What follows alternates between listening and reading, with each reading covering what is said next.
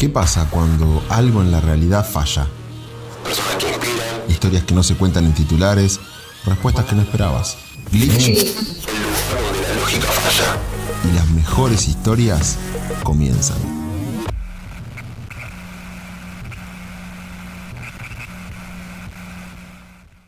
Bienvenidos y bienvenidas a un nuevo episodio de Glitch, Rompiendo la Realidad, el video podcast donde nos tomamos un momento para detenernos en las historias que habitan nuestra universidad pública. Porque detrás de cada materia, cada aula y cada proyecto hay personas que hacen de su trabajo una forma de compromiso con el conocimiento y con su comunidad. Hay historias que se construyen con libros, con ideas, con palabras y también con manos, con cemento y con lucha y corazón. Hoy, en Glitch, Rompiendo la Realidad, nos metemos en una de esas historias que rompen los moldes y que abren camino. Milton Riquelme es docente e investigador en la Universidad Nacional de la Patagonia Austral y también enseña en el nivel medio. Fue estudiante de la Unidad Académica Caleta Olivia, donde su paso no solo dejó huellas, sino estructuras concretas. Fue uno de los impulsores, cuando era estudiante, del Centro Jardín Materno Infantil, ese espacio fundamental para que estudiantes, que son madres o padres, puedan seguir estudiando mientras sus hijos están al cuidado de profesionales. Milton sabe lo que es construir. Fue albañil cuando joven y hoy construye desde otro lugar, desde la palabra, desde el aula, desde la investigación. Su tema de estudio y trabajo es profundo, delicado y necesario: el suicidio. Una problemática que muchas veces se silencia y que él aborda desde la investigación académica y también desde la literatura. Es un convencido de la educación pública, un defensor de la universidad como derecho y posibilidad. Padre de dos hijas que ya son profesionales, futbolero de toda la vida y aún en actividad. También es uno de esos compañeros con los que se puede hablar en serio o reírse con ganas. Hoy nos damos el gusto de conversar con él para conocer la historia detrás del docente, el hombre detrás del investigador y el sentido profundo que lo mueve. Bienvenido, Milton. ¿Cómo va? Gracias por venir. Estoy llorando. Hola, ¿qué tal? Todo Dicen muy tantas bien. cosas lindas que yo tengo piel de gallina. ¿Será que soy hincha de River? No sé, me estoy emocionando. Puede ser. ¿Quién es Milton Riquelme? Todo eso que vos dijiste, Facu, y muchas cosas más. Por ahí me preguntan, la otra vez me preguntaban los estudiantes, profe, ¿usted era albañil? Sí, claro, era albañil, hacía trabajo de construcción. De hecho, lo sigo haciendo, ¿no? Ahora más para mi casa, pero por ahí algún amigo, alguien que está necesitando, voy. La otra vez estuvimos colocando una puerta a un amigo que no tenía para colocarla, así que bienvenido a ese aprendizaje que a mí me ayudó mucho, sobre todo en esos momentos que era estudiante de la UMPA, ¿no?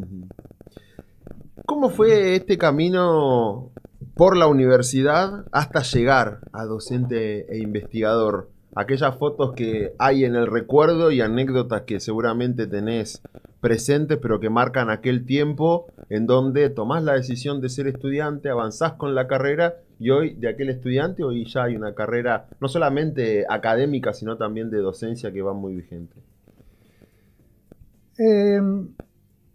Uno es arquitecto de su propio destino.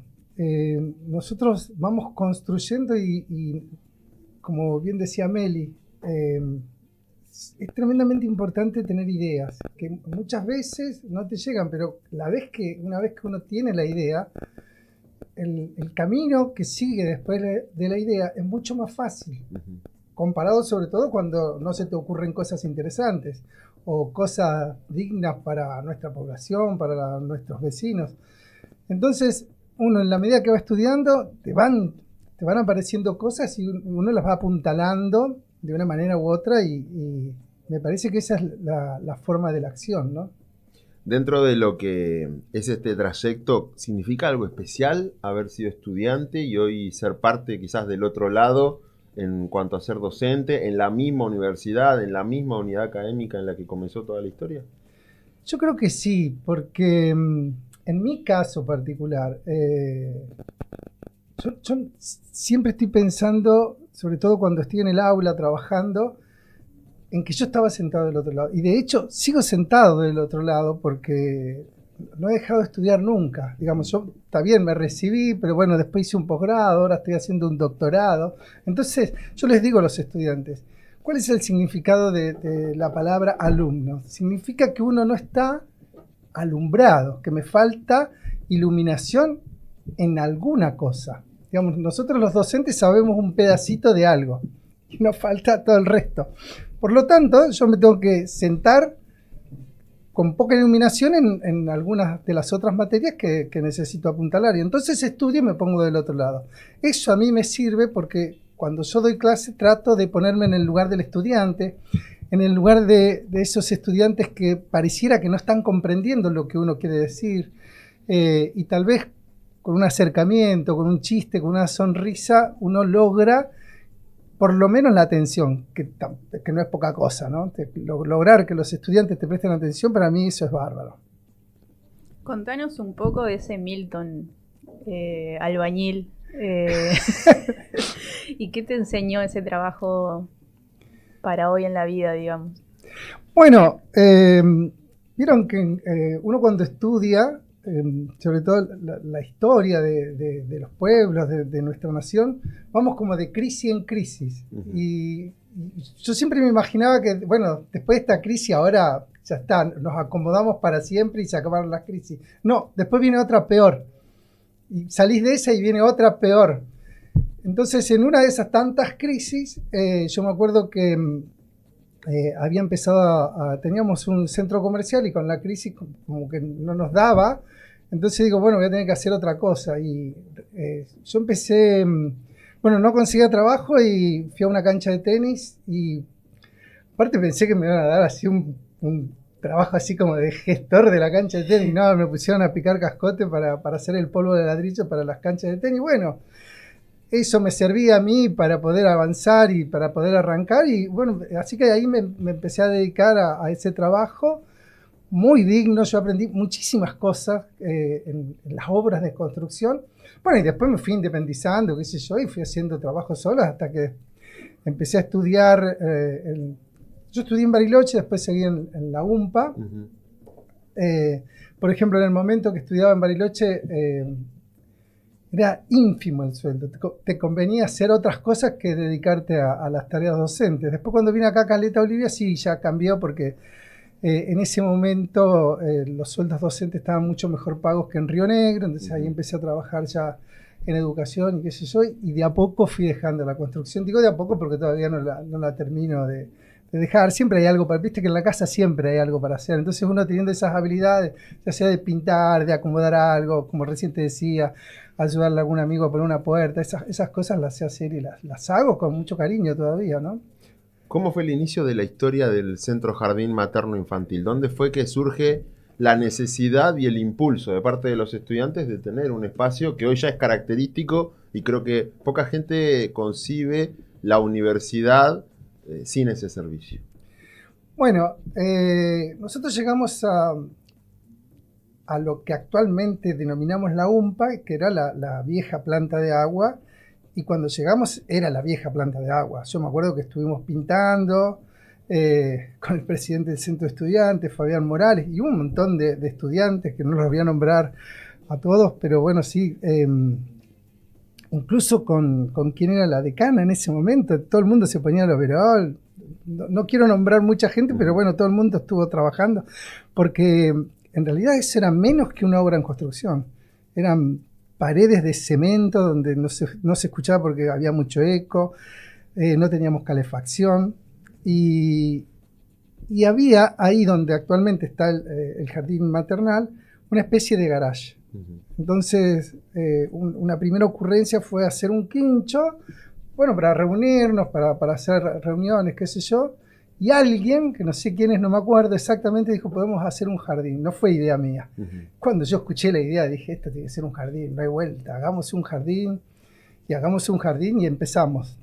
Primero, obviamente, ¿viste? Cuando se te ocurren esas ideas, que vuelvo a repetir, no era mía, medio que nos trataron de locos y qué sé yo, pero nosotros vivíamos en la realidad de la UMPA, donde los estudiantes eran bastante más grandes que los estudiantes actuales. No sé bien por qué todavía.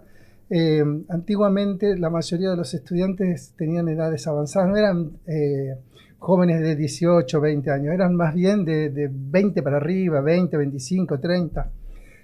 incluso ahí había muchas mamás que uno las veía que dejaban de estudiar, sobre todo porque no tenían dónde dejar a sus hijos. Entonces, para nosotros la idea esa fue bárbara y el primer avance fue decir, esto va a ser solo para los estudiantes. Bueno, después con el tiempo y con las políticas institucionales, gracias al esfuerzo de muchas personas, el jardín maternal está pensado para los no docentes, para los docentes y obviamente para los estudiantes. Y bueno, empezamos el jardín, empezamos a pedir cosas a la municipalidad, a la provincia, ya no me acuerdo bien, pero era pedir, incluso esa primera parte, la más chiquita, uno la ve como que estaba media como parchada, no era un proyecto sólido donde alguien iba y compraba todos los materiales y los ponía al servicio, sino que eso se fue haciendo muy de a poco y paso a paso hasta que se terminó. La primera parte, que era, si no me equivoco, 60 metros cuadrados cubiertos, era re chiquito, era más chiquito que una casa, pero bueno, sí tuvo una aceptación muy interesante para la UMPA como institución, que rápidamente empezó a poner y a agrandar y a poner personal, y hoy tenemos lo que se llama el jardín maternal, ¿no? Y en ese entonces, ¿qué desafíos tenían los estudiantes como para pensar en un centro jardín materno que sigue vigente hoy en día? Yo creo que el principal desafío era lograr un título universitario y tener el jardín maternal, sobre todo para las mamás que tenían hijos pequeños. Me parece que era un sostén tremendamente importante. Yo me acuerdo, por ejemplo, que se tomaban exámenes finales y había bebés y niños muy pequeños en los pasillos que los cuidaban los otros estudiantes, pero bueno, un chico se va a la madre, en este caso a rendir, y era un llanterío, empezaban a llorar, qué sé yo. Con el centro eso fue cambiando. Yo de hecho ahora no lo veo, no veo niñitos, obviamente hay algunos, pero en menor cantidad. Antes del jardín las mamás tenían que ir con los niños y se las hacía cuesta arriba, ¿no? Por eso me parece que es importante y hay que seguir sosteniendo esa institución dentro de la institución universitaria. Y cuando mirás para atrás y ves en lo que se ha convertido hoy, que se habla no solamente de un centro jardín materno infantil como el lugar en donde los estudiantes y las estudiantes o el personal no docente o el personal docente puede dejar a sus hijos para estudiar y trabajar, pero ves que hay docentes con dedicación, hay todo un proyecto pedagógico consolidado de hace muchos años. ¿Qué te genera en lo personal? O que se debata del centro jardín materno infantil en la mesa de un consejo de unidad o de un consejo superior y uno diga, mirá todo lo que ha evolucionado, y mirando hacia atrás qué cosas son las que más se recuerdan y hacen bien al momento de ponerse a pensar. Sí, a mí, por ejemplo, yo recién te decía, a mí las cosas me emocionan. Ahora un par de días tenemos un compañero no docente, que es Emanuel, que 2x3 me lo cruzo cuando saca a Fausto del centro de jardín maternal. Y a mí te digo que me llena de orgullo, no digo nada, obviamente, pero me lo quedo para mí. Digo, mirá qué bueno que Fausto pueda estar acá, que esté entre nosotros. Aparte, viene la madre a buscarlo y jugamos y qué sé yo. Eso es impagable. Aparte, no solo conmigo, sino que jugamos con todos los integrantes de la oficina. Y eso nos da hasta una sonrisa que por ahí uno, con la actividad que tenemos, por ahí no la perdemos, pero me parece que suma y mucho, ¿no? Humaniza la universidad. Yo creo que sí. Que salgan con los chicos del jardín maternal, que vengan las mamás, que yo no la tenía presente a la esposa de mi compañero, porque obviamente no viene a la UMPA, pero ahora, bueno, es la esposa, es el hijo, es la familia de la UMPA, que creo que si no hubiese estado el jardín maternal, eso te la perdés. Y realmente genera una relación, una empatía que para mí es tremendamente importante, ¿no? Decíamos en la apertura, uno de los temas, o quizás lo que te mantiene ocupado dentro de lo que es tu tarea de investigador y también docente, tiene que ver con un tema no solamente sensible, sino que es un tema que se vincula hoy a una preocupación latente, que es obviamente la salud mental, fundamentalmente el suicidio. ¿Cómo llegaste a investigar sobre este tema ¿Y cuánto has andado en todo este camino? ¿Qué cosas y desafíos te has encontrado? Bueno, la temática del suicidio surgió en un trayecto de formación, de maestría, y yo cuando recién empecé estimé que me iba a encontrar con toda una serie de estadísticas, de datos que realmente no los encontré, por lo tanto tuve que armar una fuente propia. Yo en el libro que publiqué hace unos cuantos años se llama Consideraciones sobre el suicidio en la Patagonia Sur, pero en realidad el objeto de estudio son los suicidios judicializados, es decir, aquellos casos suicidógenos que un juez dijo esto es un suicidio. Entonces ahí yo achico un poco la población, porque hay otros casos de suicidios que no intervino la justicia en los cuales yo no los tengo como datos.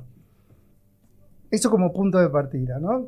Dedicar un tiempo importante de mi estudio, valga la redundancia, a estudiar la problemática del suicidio en términos colectivos, es decir, cómo yo no hago intervenciones en casos particulares, sino que analizo la problemática suicidógena en tiempos y en determinados lugares. Entonces hago cálculos, hago estadísticas y eso a mí me permite ver cómo va evolucionando la problemática del suicidio en cada una de las ciudades de Santa Cruz.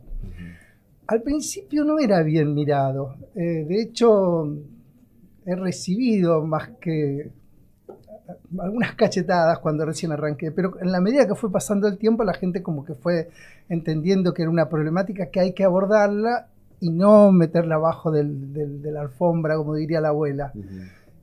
Actualmente estoy trabajando arduamente con la problemática. Me estoy reuniendo con toda una serie de profesionales del área de salud, porque repito, yo no hago intervenciones, las intervenciones las hacen los profesionales del área de salud, y estamos preparando jornadas en toda la zona norte de Santa Cruz, desde Perito Moreno hasta Los Antiguos. Eso por un lado. Por otro lado, estamos planificando con estos profesionales y compañeros y compañeras de la UMPA una diplomatura sobre la problemática suicidógena, porque también yo entiendo que uno de los antídotos del suicidio es el estudio del problema. Eso así como por acá. Por otro lado, estoy haciendo un trayecto de formación en la Universidad de la Patagonia San Juan Bosco, y ahí la tesis doctoral es sobre los suicidios de los veteranos de guerra una vez llegados, después del conflicto bélico, una vez llegados a continente. Eso surgió porque, entre otras cosas, además escribo novelas, y una de las novelas que yo escribí se llama Muriel Espera, que es una joven caletense.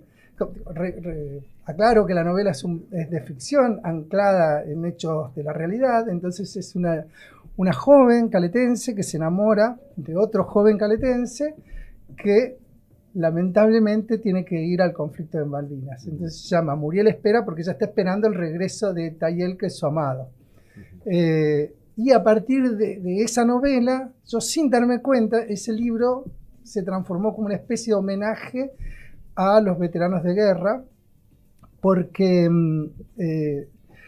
yo no estuve en la guerra.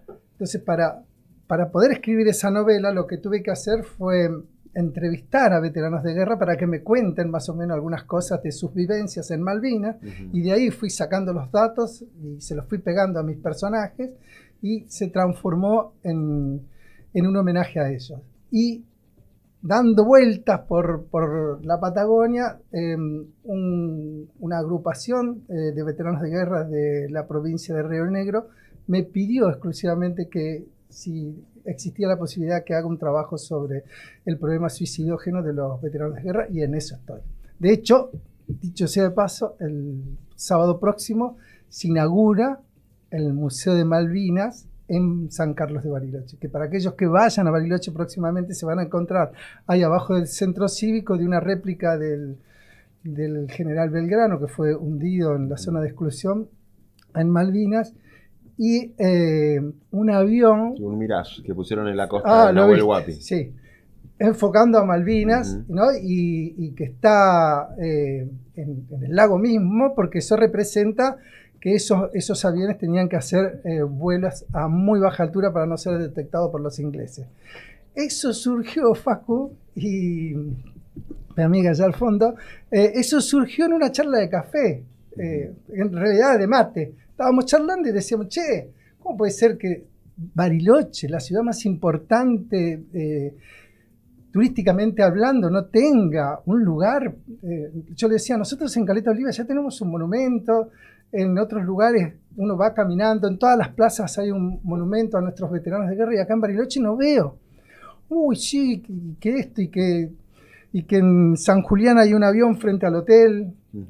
Y ahí, sí, empezaron a surgir ideas, esto que te decía, empezó a surgir la idea y se pusieron manos a la obra, se consiguió el dinero, el avión se consiguió, el avión es real, estaba en los hangares de Córdoba, y que hay veteranos de guerra allí también, y dijeron, sí, lo pintamos, lo reacondicionamos, porque obviamente, ¿no?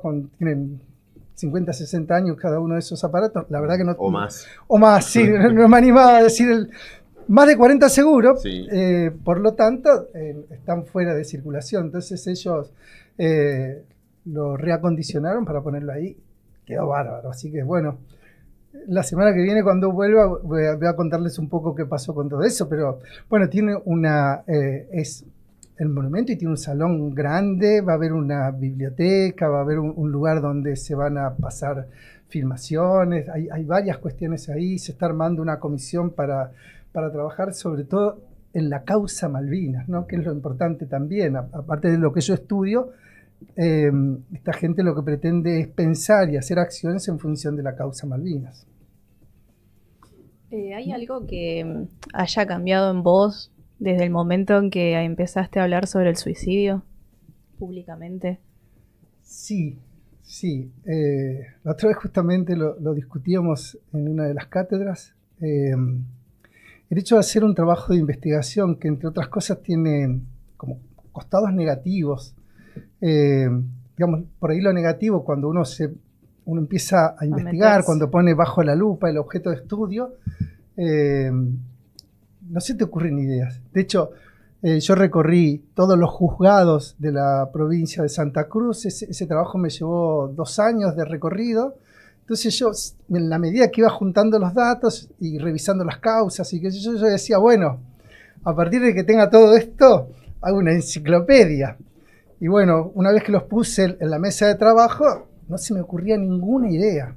Yo estuve como 6 meses estudiando, revisando, los daba vuelta, los ponía de una forma, los ponía de otra, y realmente no se me ocurrían ideas. Entonces eso es un poco la tragedia, ¿no? La otra cuestión negativa es que lo que nosotros producimos, que primero que tiene que ser digno de ser leído, también sabemos de antemano que es probable que el conocimiento que yo puedo producir con el tiempo caiga en desuso. Digamos, porque el conocimiento progresa, por lo tanto lo que yo hago hoy, ya de acá a 10, 20 años, empieza a caer en desuso. Lo positivo es que hay otros investigadores que tienen que tomar eso como punto de partida para que eso se vaya potenciando.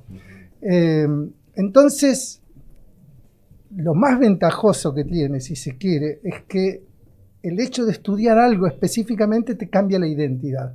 Yo antes era Milton el albañil, Milton el futbolero, ahora soy aquel que se dedica al trabajo suicidógeno. De hecho, antes de entrar acá, me contactó un profesor de Puerto Santa Cruz, que por esas cosas de las redes sociales y todo esto que circula por el mundo virtual, me decía, profe, ustedes están armando, lo que decía al principio, las jornadas, sí, queremos también acá en Puerto Santa Cruz, incluso nosotros estamos pensando esto y esto otro.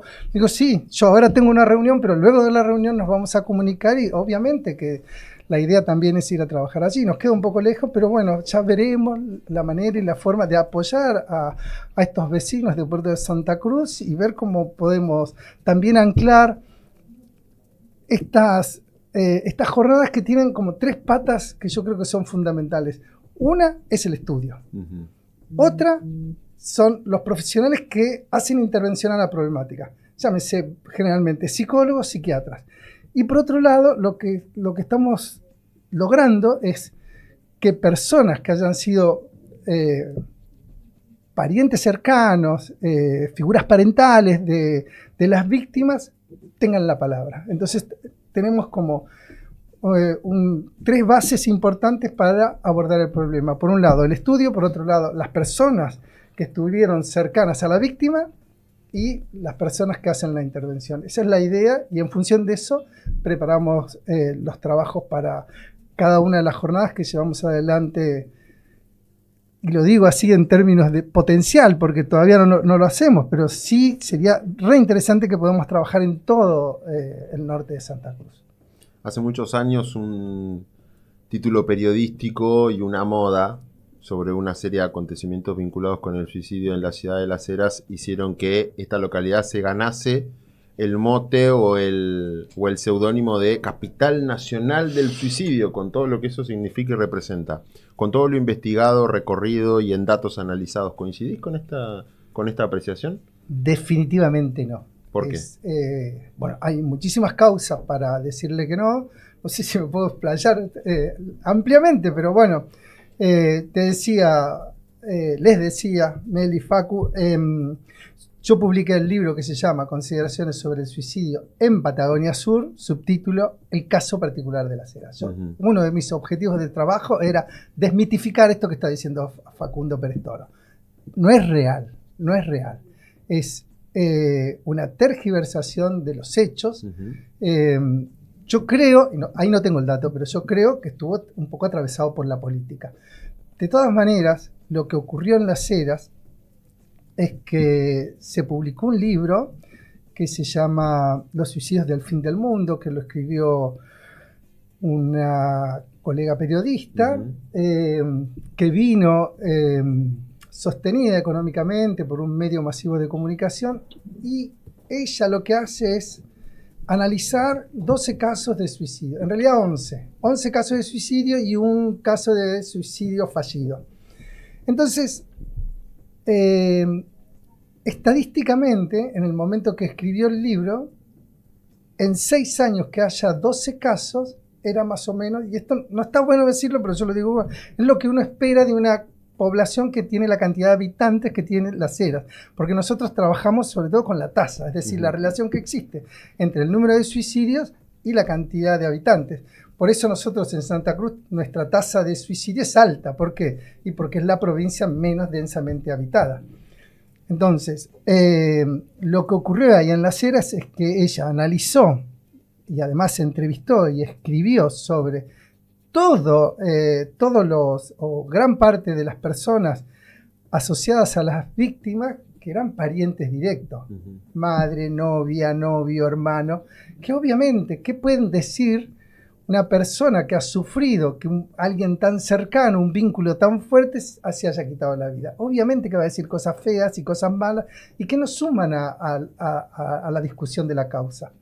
Primer problema. Segundo problema, ese hecho generó que la mayoría de los casos suicidógenos que ocurrían en ese momento en Las Heras se publicitaban, no sé si es el término más feliz, pero sí se pasaban en medios nacionales. De hecho, yo tengo datos, ahí sí tengo datos. Por ejemplo, en la misma fecha hubo un caso de suicidio en Las Heras y otro en Pico Truncado. Solo en Buenos Aires salía el de Las Heras y no salió el de Pico Truncado. Incluso salía en la región, incluso las tentativas.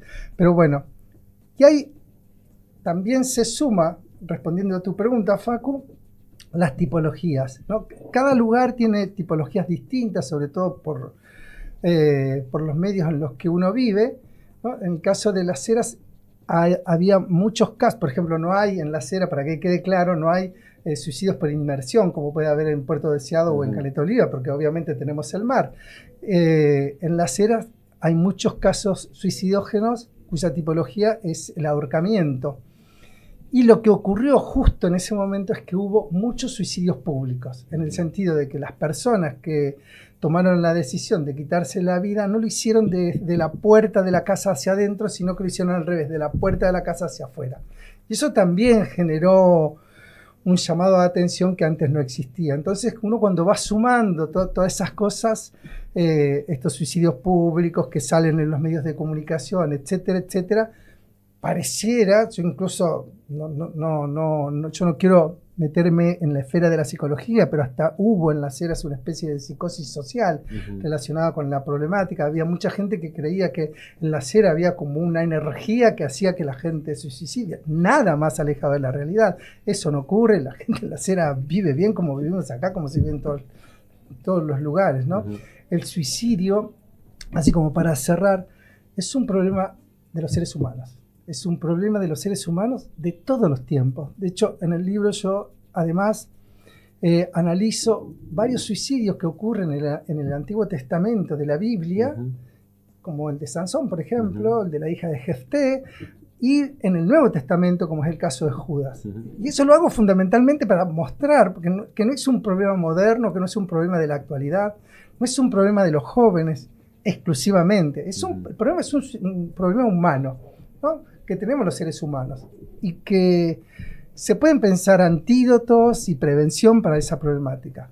De hecho, actualmente tenemos una ley que también surge de todo este trabajo, ¿no?, de estudiar y hacer intervenciones sobre la problemática del suicidio. La ley de prevención, la 2370. Que te cuento, no sé si me lo permitís. Sí. Resulta que voy a una jornada porque me invita profesionales de las Heras, voy a una jornada a hacer una ponencia y me dice: Milton, vení que te quiero presentar a unas personas. Bueno, le digo yo, me dice, son los ideólogos de la ley, me dice, así como por abajo. Le digo, qué buena onda. Incluso yo hacía algunas críticas porque todavía no está totalmente, digamos... reglamentada. Gracias, Facu, no está totalmente reglamentada, falta. Y no todas las provincias de la Argentina como que la adaptaron como ley. Por ejemplo, hicimos varias movidas relacionadas con Mendoza porque todavía no se llevó adelante. Pero voy y me junto con esto, te presento a fulano, mengano, qué sé yo. Y me dice, Milton, me da la mano, y que ¿vos sos el autor del libro Consideración? Sí, le digo yo. Y ya ahí cuando me dijo así, porque me parecía así un tipo, ¿viste?, muy catedrático, ¿viste?, muy bien parado, digo yo, uy, seguro que me va a criticar mi libro. Y me dice, ¿sabes una cosa, Milton? Esto es parte de la ley. Dice, nosotros tu libro lo tenemos como una Biblia. Es el primer libro que aparece en Santa Cruz. Yo casi me muero. Me decía eso, y decía, no puede ser. Yo no sabía, porque yo no participé en la cocina de la ley, pero cuando me decía eso, digo, mirá, nunca me hubiese imaginado que gente que formó parte de la cocina de la ley haya tenido ahí como un insumo mi libro. Volviendo a tu costado más personal, habiendo obviamente desandado profundamente este camino de tu tema o tu eje hoy en tu rol de investigador, decíamos en la apertura, 2 hijas ya profesionales, que como vos también transitaron la vida universitaria. ¿Qué significa? ¿Qué representa en lo personal? Máxime en este contexto en donde tanto se habla de la universidad pública, si sí, si no, y como oportunidad en un territorio como el nuestro. Yo creo que acá hay un problema. Me da la sensación de que ustedes están ya como que han armado todo esto como para que yo llore. En realidad, por lo visto, arrancamos con todo éxito, sí. Pero... No, porque viste que hablar de... bueno, vos, Facu, también sos papá, ¿no? A mí hablar de mis hijas es como que me llena de emociones, ¿no? Yo tengo, para que sepa la audiencia, tengo 2 hijas. Una que vive en Córdoba, Cristina, que es la mayor, y Laura, que es la menor, que vive acá en Caleta Olivia. Y Laurita empezó a estudiar en Comodoro Rivadavia, y esto de ir, volver un día, yo incluso le decía, Laura, estudia acá en la UMPA. No, papá, ella no sé quién le había puesto cosas en la cabeza y quería ir a estudiar a otro lado, que me pareció bien, que yo, pero vino a la UMPA, arrancó prácticamente de cero y gracias a su estudio, a su esfuerzo y a su disciplina se recibió. Hoy Laura es licenciada en Seguridad e Higiene del Trabajo y además trabaja de eso, su identidad está en función de su profesión y es realmente para mí un orgullo que mi hija haya podido estudiar en mi UMPA. Incluso nosotros hicimos ahí una especie de logo donde decíamos que 2 generaciones se habían recibido en nuestra institución. Eso es Laura. Y Cristina estudió en el IPE, se recibió de profesora de nivel inicial y actualmente estudia en Córdoba. Si me escucha me va a matar porque no sé bien la titulación, pero es algo relacionado con esto de las redes sociales. Es una licenciatura en XX, no me acuerdo bien, pero está muy relacionada con las cuestiones de las redes y todas estas cosas nuevas, ¿no? ¿Qué te enseñaron tus hijas que no leíste en ninguno de los libros que hayas leído en algún momento? Tus hijos te enseñan todo el tiempo. Mi hija me enseña con una sonrisa, me enseña con un reto. Es un aprendizaje constante. Qué sé yo me siento bien y las busco a mis hijas, me siento mal y también las busco porque yo sé que ahí tengo un lugar donde me apoyo. Yo antes me imaginaba que el aprendizaje era del padre al hijo y no, nada que ver. Es ida y vuelta todo el tiempo, el vínculo es de retroalimentación permanente y los chicos van creciendo y digamos, un padre reta una vez a un hijo, el hijo te reta 10 veces. Sobre todo porque ellos están viendo una realidad que a nosotros los ojos no nos alcanzan y los oídos para escuchar la nueva realidad de este mundo que nos trae toda una serie de cosas nuevas que sí los jóvenes ven y te la muestran. Y te dicen, papá, es esto. Y uno ahí se da cuenta, realmente. Yo me apoyo muchísimo en mis hijas, en las dos. Aunque Cris está en Córdoba, de todas maneras, hoy videollamada. Sí. Nosotros nos juntamos a cenar, a almorzar, lo primero que hacemos es videollamada, ponemos y la ponemos a Cristi, estamos cenando los tres, o almorzando, ¿no?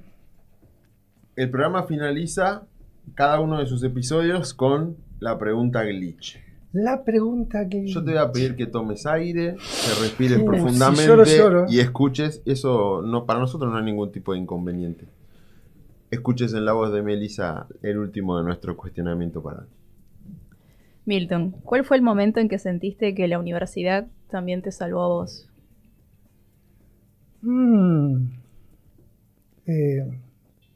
Muchos momentos. El primero fue cuando me abrió la puerta. Yo llegué a Caleta Olivia por un trabajo y tuve la suerte de vivir justo frente donde funcionaba la UMPA, allá donde actualmente es el Colegio 20. Yo veía jóvenes que entraban, salían, ¿qué hay ahí? Y ahí descubrí que era la UMPA y fui un día y me anoté para, digamos, voy a hacer un curso, algo, porque necesitaba tener ese contacto nuevamente con el estudio y la UMPA me abrió la puerta. Y sin darme cuenta, rápidamente empecé a participar en la gestión. Yo fui alumno consejero. La primera elección la perdimos, pero igual fui alumno consejero. Ya la segunda nos posicionamos mejor y tuvimos una victoria ahí, pero yo creo que de alguna manera la UMPA nos cambia todo. Incluso se lo digo a mis estudiantes, no es lo mismo, yo un poco lo digo socorronamente, no es lo mismo, yo me voy a un lugar, no es lo mismo decir yo soy tal cosa que soy estudiante universitario. ¿Cuánto significa ser estudiante universitario? Yo les digo, chicos, no importa, ustedes engañen, pueden engañar. Uy, esto sale públicamente, no lo tendría que haber dicho, pero bueno. Ustedes tienen que transformarse en estudiantes universitarios. Y para transformarte en estudiante universitario tenés que estudiar, no hay vuelta. Es la única forma. Uno con un videíto por ahí zafa, pero hay un momento de la vida que uno se tiene que sentar a estudiar seriamente. ¿A qué? A formar ese estudiante universitario. Una vez que lo forma, te cambia la identidad, sos otra persona. Yo les digo, vos el año pasado eras X, ahora sos X un poco más arriba. Sos otra persona. No quiere decir que sea más bueno, más feliz, nada de eso, sino con otra identidad. ¿Y quién la va armando? Esto que decía al principio, cada uno es arquitecto de su propio destino. Uno mismo va armando la profesión y va armando primero ese estudiante universitario y después ese profesional graduado de la UMPA, ¿no? De nuestra universidad pública. Muchas gracias, Milton, por ser parte de este episodio. Bueno, no, el agradecido soy yo. Me encantó que me hayan invitado y tener esta reunión tan amena. Gracias. Gracias por escucharnos. Esto fue Glitch, una producción conjunta entre Radio Vanguardia y el programa de comunicación institucional de la Unidad Académica Caleta Olivia. Nos reencontramos en el próximo episodio para seguir conociendo las historias que nos hacen.